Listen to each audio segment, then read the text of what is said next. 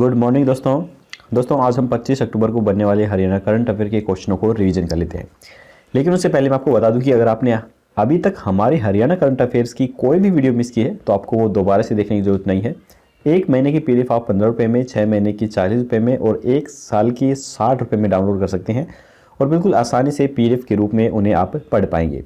Link description में available है, आप चाहें तो वहाँ पर जाकर इन्हें डाउनलोड कर सकते हैं। अगर आपको डाउनलोड करने में कोई प्रॉब्लम आती है या फिर आपको डाउनलोड करना नहीं आता है तो आप स्क्रीन पर दिए गए नंबर पे हमें व्हाट्सअप कीजिए, हम आपको व्हाट्सअप के थ्रू ही पीडीएफ सेंड कर देंगे। तो चलिए चलते हैं आज की वीडियो पर। हाल ही में आलोक वर्मा ने हरियाणा लोक सेवा आयोग के चेयरमैन पद की शपथ ली है। इनका कार्यकाल कितने साल का है? तो इनका कार्यकाल है 6 साल का। तो यहाँ पर आप फोटो में देख सकते हैं, ये यहाँ पर शपथ ले रहे हैं। हरियाणा लोक सेवा आयोग के चेयरमैन पद के आर.के. पचनंदा 22 अक्टूबर को रिटायर हुए हैं। अभी तक आलोक वर्मा मुख्यमंत्री कार्यालय में भी रहे थे और एडीसी टूर की जिम्मेदारी भी निभा रहे थे। इसके बाद है, किस थे की खुदाई के लिए पुरातत्व विभाग ने 35 करोड़ का प्रोजेक्ट बनाया है? तो ये बनाया गया है अग्रोहा में। पुरातत्व विभाग की टीम ने 20 जनवरी को अग्रोहा टीले पर सर्वे किया था। अग्रोहा में संग्रहालय बनाने की तैयारियां शुरू हो चुकी हैं। अग्रोहा महाराजा अग्रसेन की राजधानी होने के कारण हिसार का नाम पूरे विश्व में प्रसिद्ध हुआ है। अग्रोहा न जाने कितने बार उजड़ा और कितने बार बचा। यहाँ पर मुगल, अंग्रेज, मराठा आदि ने आक्रमण किए। अग्रोहा का पुराना इतिहास बहुत लंबे समय से एक थे के रूप में दबा पड़ा है। इसे पुरातत्व विभाग ने अपने अधीन कर रखा है। पुरातत्व विभाग की टीम ने 20 जनवरी को डीजी डॉक्टर प्रवीण कुमार के नेतृत्व में अग्रोहा टीले पर सर्वे करने के लिए पहुंची थी। इसके तकनीकी सहायक शुभम रविकांत ने टीले पर सर्वे भी किया। इस टीले का पुरातत्व विभाग ने 13 जनवरी सन 1926 की अधिसूचना संख्या 20,590 के तहत अधीन कर लिया था। अग्रोहा थे की खुदाई सबसे पहले अंग्रेजी शासकों ने 1888 से 89 के दौरान पंजाब प्रांत पुरातत्व सर्वेक्षण सीटी राजसर के द्वारा 16 फुट गहरी खुदाई करवाई थी। उसके बाद उत्खनन का कार्य लंबे समय तक रुका रहा था। 1938 और 39 में अग्रोहा के विशाल टीले के एक भाग का उत्खनन कार्य पुनः प्रारंभ हुआ। टीले की ऊपरी सतह पर ही प्राचीन काल के ईंटों के टुकड़े व अन्य सामग्रियां बिखरी पड़ी थी। गहरी दरारों से ईंटों की दीवारें दिखाई देती थी, जिस पर पुरातत्व विभाग ने खुदाई के बाद पुरानी दीवारों को सुरक्षित रख लिया है। खुदाई के दौरान रोमन सभ्यता के अवशेष भी मिले हैं। फिरोज शाह तुगलक के किले में लगा अशोक का 234 बीसी का पिलर भी अग्रोहा टीले से मिला था। इसके बाद है, किस संस्थान के एनडीआरआई और वैज्ञानिकों ने क्लोन से मुर्रा नस्ल के 9 कटड़े तैयार किए हैं? तो ये किए गए हैं केंद्रीय भैंस अनुसंधान संस्थान के द्वारा। फिलहाल देश में भैंस के दूध देने की एवरेज 6 से 8 प्रति किलोग्राम है। वैज्ञानिकों का टारगेट है कि प्रति भैंस 10 से 12 किलोग्राम दूध दे, जिससे दूध उत्पादन बढ़ने से पशुपालक किसानों की आय भी दोगुनी हो जाएगी। केंद्र सरकार 2022 तक किसानों की आय दोगुनी करने का प्रयास कर रही है। राष्ट्रीय डेयरी अनुसंधान संस्थान मुर्रा नस्ल की भैंसों का दूध बढ़ाने पर बड़ा रिसर्च कर रही है। इसके परिणाम भी काफ़ी अच्छे मिल रहे हैं। एनडीआरआई के वैज्ञानिक पशु क्लोनिंग तकनीक को नए आयाम दे रही हैं। मुर्रा नस्ल के जोटे के क्लोन तैयार कर इनका सीमन देश के अलग अलग राज्यों के किसानों को दिया जाएगा। एनडीआरआई और केंद्रीय भैंस अनुसंधान संस्थान हिसार के वैज्ञानिक इस पर काम कर रहे हैं। इसके तहत अधिक बेहतर नस्ल के मुर्रा भैंसों के झोटे क्लोन से तैयार किए जा रहे हैं, जिनका सीमन किसानों को उपलब्ध करवाया जाएगा। यह सब देश में पहली बार एनडीआरआई में हो रहा है, जिससे कि पशुपालन क्षेत्र में नई क्रांति की उम्मीद है। अब तक एनडीआरआई में 2 और भैंस अनुसंधान केंद्र हिसार में 7 मुर्रा नस्ल के कटड़े क्लोन से तैयार किए जा चुके हैं। ये सभी बिल्कुल स्वस्थ हैं और पूर्णतः सुंदर नस्ल के बने हैं। एनडीआरआई के पिछले 10 सालों में जिन 16 क्लोनों को तैयार किया गया है, उनमें से 11 मादा भैंसें हैं। 6 फरवरी 2009 को अपनी पहली मादा कटड़ी समरूपा को हैंड गाइडेड तकनीक की मदद से मुर्रा भैंस के एक सेल से क्लोन किया था। अब तक कान, दूध, मूत्र, रक्त, सीमन और भ्रूण स्टेम सेल सहित 11 प्रकार की देही कोशिकाओं का उपयोग हो रहा है। 16 क्लोन पशुओं में से 10 अभी भी जीवित हैं। दोनों लिंग के क्लोन्स किए गए जानवरों का प्रजनन सामान्य है। इसके बाद एक क्लोन भैंस गरिमा का कृत्रिम गर्भाधान भी किया गया है। गरिमा की चौथी पीढ़ी तैयार हो गई है। सभी सामान्य तरह से विकसित हो रहे हैं। इसके बाद है क्वेश्चन नंबर 4। किसी भी तरह की शिकायत ऑनलाइन दर्ज कराने के लिए रेलवे ने कौन सा पोर्टल लॉन्च किया है? तो ये किया गया है फ्रेट सेवा पोर्टल लॉन्च। मालगाड़ियों से माल का एक दूसरे स्थान पर पहुंचाने वाले व्यापारी और अन्य लोगों के लिए बड़ी खुशखबरी है। वह अब एक क्लिक पर ही अपने माल के बारे में जानकारी हासिल कर सकेंगे। यही नहीं, ऑनलाइन ही किसी भी तरह की शिकायत भी दर्ज की जा सकेगी। इसके लिए रेलवे ने फ्रेट सेवा पोर्टल लॉन्च किया है, जिसके बारे में लोगों को जानकारी भी दी जा रही है। यह पोर्टल रेलवे की कई अन्य वेबसाइटों से भी जुड़ा हुआ है। रेलवे के माल ग्राहक इस पोर्टल का उपयोग परिवहन पूछताछ, माल ढुलाई गणना, माल की ट्रैकिंग, नोडल अधिकारियों से संपर्क करने, मुद्दों को उठाने, शिकायत दर्ज करने के लिए कर सकते हैं। लोगों को इस पोर्टल के बारे में जानकारी मिल रही है। इसके बाद है हरियाणा का पहला ऑल वेदर स्विमिंग पूल किस जिले में बन रहा है? तो इसका उत्तर जानने से पहले दोस्तों, अगर आपको वीडियो पसंद आ रही है तो वीडियो को लाइक जरूर कीजिएगा, और अगर आप चैनल पर पहली बार आए हैं तो चैनल को सब्सक्राइब करके घंटे पर ऑल नोटिफिकेशन जरूर क्लिक कीजिए, ताकि आने वाली लेटेस्ट वीडियो है वो आपको सबसे पहले मिल सकें। तो ये स्विमिंग पूल तैयार किया जाएगा अम्बाला में। तो यहाँ पर आप फोटो में भी देख सकते हैं, यहाँ पे ये स्विमिंग पूल तैयार किया जा रहा है, जो कि काफ़ी बड़ा है। कैंट के वॉर हीरोज मेमोरियल स्टेडियम में 30 करोड़ रुपए की लागत से निर्माणाधीन ऑल वेदर स्विमिंग पूल और वार्मर पूल प्रदेश का ऐसा पहला स्विमिंग पूल होगा जिसका टेम्परेचर आधुनिक तकनीक से मेंटेन रखा जा सकेगा। टेम्परेचर को मेंटेन रखने के लिए ऑल वेदर स्विमिंग पूल और वार्मर पूल में हीट पंप लगाए जाएंगे, जो कि सर्दियों में पानी का तापमान बनाए रखेंगे। अगले वर्ष खेलो इंडिया यूथ गेम्स का आयोजन अक्टूबर-नवंबर माह में होगा, और तब हल्की सर्दी में हीट पंप का बेहतर इस्तेमाल हो सकेगा। स्विमिंग पूल का निर्माण कार्य अभी 65% तक पूरा कर लिया गया है। आगामी 31 मार्च से पहले शेष 35% कार्यों को पूरा करना पीडब्ल्यूडी व निर्माण एजेंसी के लिए भी एक चुनौती बना हुआ है। पहले केवल ऑल वेदर स्विमिंग पूल बनाने की योजना थी, लेकिन अंतर्राष्ट्रीय मुकाबलों के लिए अब वार्मर पूल भी तैयार किया जा रहा है, जिससे निर्माण का कार्य और ज़्यादा बढ़ गया है। स्विमिंग पूल को भरने के लिए ट्यूबवेल से पानी सीधा बैलेंसिंग टैंक में जाएगा, जहां से पानी फिल्टर प्लांट में ट्रांसफ़र किया जाएगा। गर्मी व सामान्य मौसम में फिल्टर प्लांट से पानी को सीधा पूल में डाला जाएगा, मगर सर्दी में पानी फिल्टर प्लांट से हीट पंप में जाएगा। यहाँ पानी गर्म कर पूल में ट्रांसफ़र किया जाएगा। बड़े ऑल वेदर पुल के पानी को गर्म करने के लिए 8 हीट पंप लगाए जाएंगे, जबकि वार्मर पुल के लिए केवल 1 हीट पंप ही लगाया जाएगा। इसके बाद है किस पीजीआई में कोविशील्ड वैक्सीन का पहला चरण सफल हुआ है, जहां पर आज दूसरी डोज दी जाएगी? तो ये चरण सफल हुआ है चंडीगढ़ पीजीआई में। पीजीआई चंडीगढ़ में ऑक्सफोर्ड की कोविशील्ड वैक्सीन के मानव परीक्षण का पहला फेज सफल रहा है। इस परीक्षण में 25 सितंबर को जिन 3 स्वयंसेवकों को वैक्सीन की खुराक दी गई थी, उनकी स्थिति काफ़ी संतोषजनक है। गुरुवार को उन स्वयंसेवकों के ब्लड सैंपल की जांच रिपोर्ट आने के बाद यह निर्णय लिया गया है कि उन्हें शनिवार को वैक्सीन की दूसरी खुराक भी दी जाएगी। इसके बाद है हरियाणा में किस जिले की एक ही परिवार की 6 में से 4 बेटियां विदेश में भारत का नाम रोशन कर रही हैं? तो ये कर रही हैं सोनीपत की 4 बेटियां।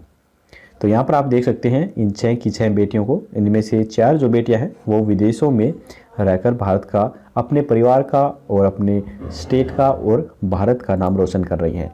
जगदेव दहिया ने बताया कि उनकी बेटियां doctor Sangeeta physics, doctor Monika Dahiya, doctor Neetu Dahiya biotechnology से हैं, doctor Kalpana Dahiya, doctor Danny Dahiya व सबसे छोटी डॉक्टर रुचि दहिया मैथ से एमएससी में पीएचडी किए हुए हैं। उनकी बड़ी बेटी डॉक्टर संगीता फिजिक्स की प्रोफेसर हैं। गांव बधाने की शिक्षक की 6 बेटियां अपने पिता का नाम रोशन करने में बेटों से भी आगे निकल गई हैं। 6 में से 4 बेटियां विदेशों में रहकर विभिन्न महत्वपूर्ण क्षेत्रों में शोध कर रही हैं। एक बेटी के कैंसर पर शोध को स्वीकृति भी मिल चुकी है। वहीं 2 बेटियां देश में ही रहकर 2 विश्वविद्यालयों में शोध प्रोफेसर हैं और शोध का कार्य कर रही हैं। अब नवरात्रा में शिक्षक को अपनी 6 बेटियां दुर्गा के स्वरूप में नजर आ रही हैं। बेटियों के शोध पर उत्साह और उल्लास से प्रफुल्लित शिक्षक बताते हैं कि मारी चोरियां चोरों से भी बढ़कर हैं। तो चलिए, ये तो अच्छी बात है। हरियाणा में पराली बेचने के लिए ठेकेदारों व उद्योगों का पता किसके माध्यम से लगाया जाएगा? तो ये लगाया जाएगा पोर्टल के माध्यम से। राज्य में बायोमास प्लांट अब तक 1.75 लाख टन पराली खरीद चुके हैं। प्रदेश में 18.58 लाख टन पराली की खरीद का लक्ष्य रखा गया है। किसानों को पराली प्रबंधन के लिए 1000 रुपये प्रति एकड़ दिए जा रहे हैं। मुख्यमंत्री के मुख्य प्रधान सचिव DS ढेसी की अध्यक्षता में गत दिवस हुई परीक्षा बैठक में यह जानकारी दी गई है। पराली प्रबंधन के लिए कस्टम हायरिंग सेंटर के जरिए किसानों को 80% तक की सब्सिडी पर मशीन उपलब्ध कराने के लिए 152 करोड़ रुपए जारी किए गए हैं। इन मशीनों पर किसानों को व्यक्तिगत स्तर पर 50% सब्सिडी दी जाती है, जिसके लिए 216 करोड़ रुपए अलग से रखे गए हैं। पराली का स्टॉक एकत्रित करने के लिए ठेकेदारों व किसान समूहों को ग्राम पंचायत की भूमि दी जा रही है। कुरुक्षेत्र, कैथल, जींद व फतेहाबाद में पराली से ऊर्जा बनाने के लिए 4 कंपनी संयंत्र लगाएंगी। प्रतिवर्ष 5.7 लाख टन पराली का इस्तेमाल होगा। हरियाणा के माध्यम से 111.51 मेगावाट क्षमता के 25 बायोमास ऊर्जा प्लांट लगाए जाएंगे, जिससे करीब 1.80 लाख टन पराली की खपत होगी। इसके बाद है भारतीय तेल निगम पानीपत में इथेनॉल गैस प्लांट भी लगाएगा। तेल कंपनियों की मदद से 66 कंप्रेस्ड बायोगैस प्लांट स्थापित किए जाएंगे, जिनमें पराली से रोजाना 353.56 टन गैस उत्पन्न होगी। इसके बाद अगला प्रश्न है, हिसार जिले में मौजूद अग्रोहा धाम के विकास तथा बाकी राज्यों में भी भवन बनाने के लिए कितने करोड़ रुपए की राशि खर्च करने की योजना तैयार की गई है? तो ये की गई है करीब 500 करोड़ रुपए खर्च करने की तैयारी। हरियाणा के हिसार जिले में स्थित वैश्यों के प्रसिद्ध धार्मिक स्थल अग्रोहा धाम का विस्तार किया जाएगा।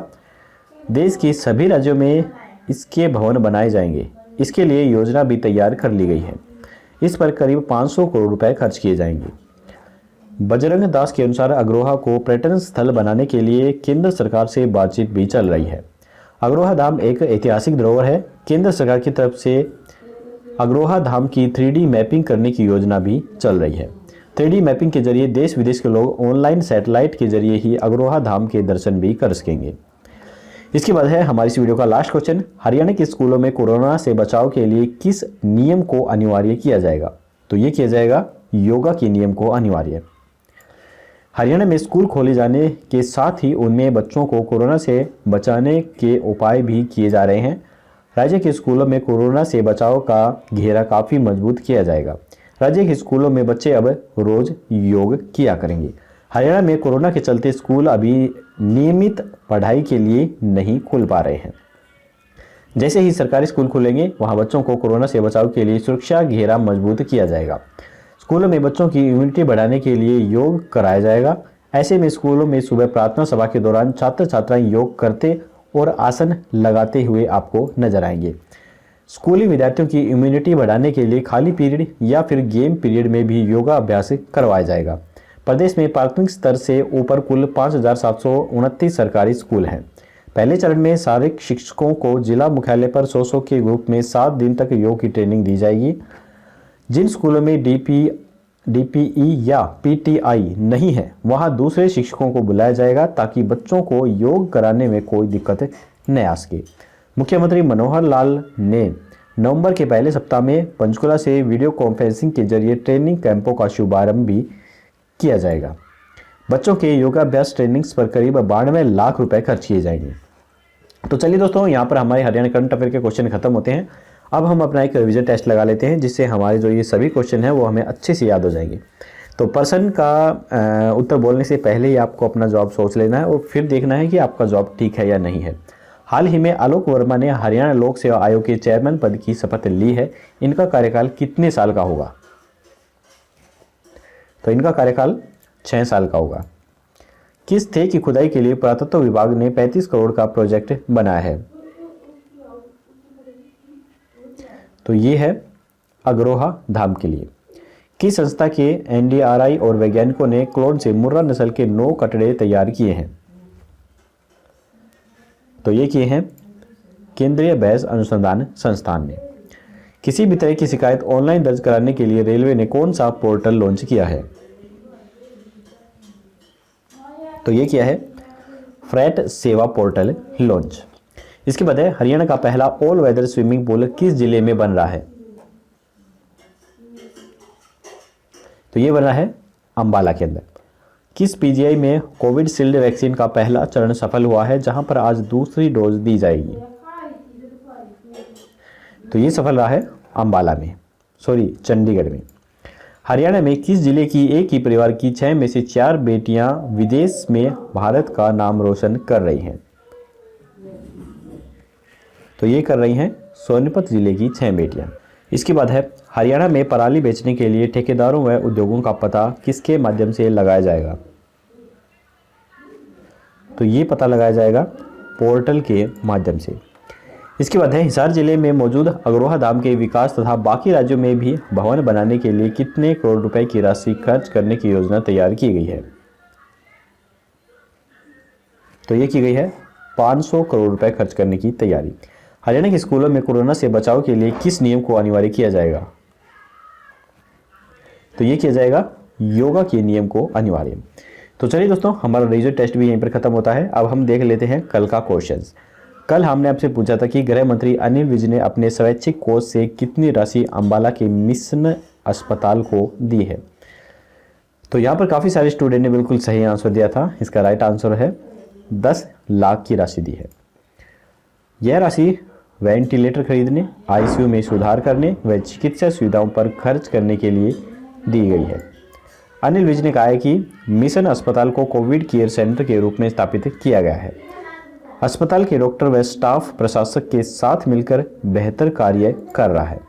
अस्पताल के निदेशक डॉक्टर सुनील सादिक ने बताया कि कोविड सेंटर से करीब 600 कोरोना प्रभावित मरीज स्वस्थ होकर सकुशल घर पर पहुंचे हैं। तो चलिए अब हम देख लेते हैं आज का क्वेश्चन। आज का क्वेश्चन है कि प्रदेश के किस जिले में आयुर्वेदिक औषधालय खोला जाएगा? यहाँ पर 4 ऑप्शन है, करनाल, कुरुक्षेत्र, यमुनानगर या फिर सिरसा। आपको हमें राइट ऑप्शन कमेंट बॉक्स में बताना है। कल की वीडियो में आपको इसका जवाब मिल जाएगा। तो दोस्तों, अगर आपको वीडियो पसंद आई हो तो लाइक जरूर कीजिएगा और अपने दोस्तों के साथ शेयर करना बिल्कुल मत भूलिए। तो चलिए जल्दी ही मिलेंगे ऐसी ही एक और नई वीडियो के साथ। तब तक के लिए जय हिंद, जय भारत।